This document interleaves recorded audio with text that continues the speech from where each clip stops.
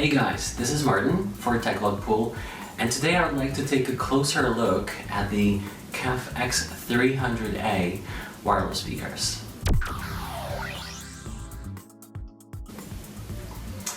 Alright, so here we have the KEF X300A. This is the wireless version. Yes, they come in two versions. The previous was not wireless, the new one is wireless.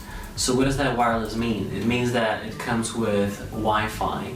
This is wireless N, also G or N version, but it's only 2.4 gigahertz, so not the 5 gigahertz version. And you can connect to them either via AirPlay, so that would be any kind of an iOS device, or if you have a program which can use that protocol, so you could do that also via PC or an Android. But normally you would use an iOS device or a Mac. Now, how does this work? With an iPhone or iPod or iPod Touch, you would just normally listen to your music and you would just switch from the iOS device to your wireless device. You would select the speakers. Normally they have the full name, but you can change the name to anything. You can call them, let's say, kitchen. And then the music in a couple seconds would start coming out directly from these speakers.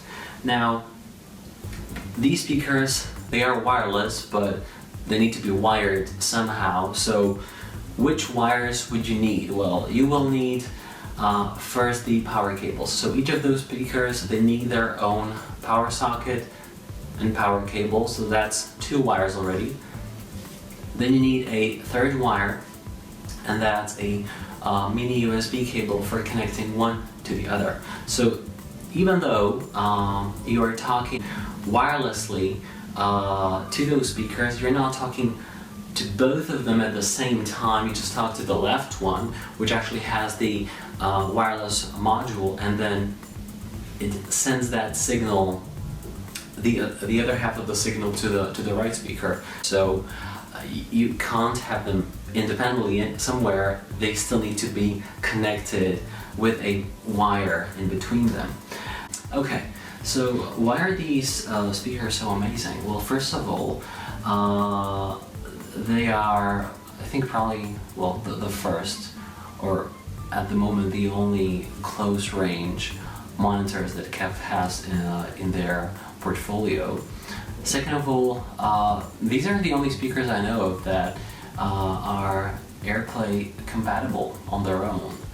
You have many dogs, you have many different systems, but these are the only speakers I know of. What is amazing about AirPlay is that, especially if you have Apple TV, which has gained in its latest update the ability to not only receive AirPlay signal, but to also forward it, the audio part of it, to speakers. So basically what you can have is, you can have a television or a projector, have the Apple TV connected to it, and then have the Apple TV forward the audio signal directly to the speakers. So that definitely enables you to be more wireless, and I think it's pretty amazing.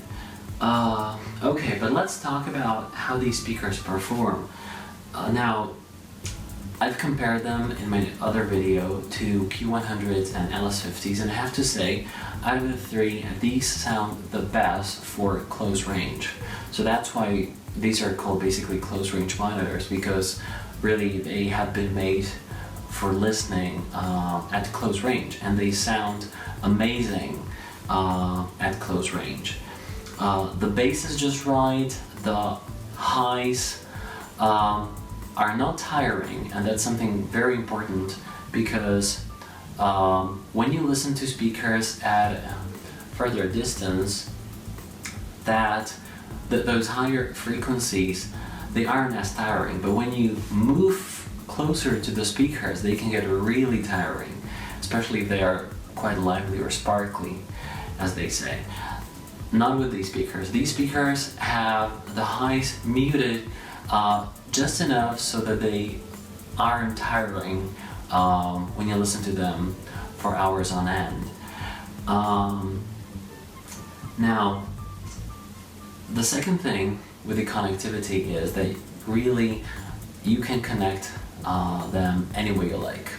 Either via analog, they have the 3.5 millimeter jack, either directly to your computer via USB or via AirPlay. Now, what is important is that these speakers, they have a DAC.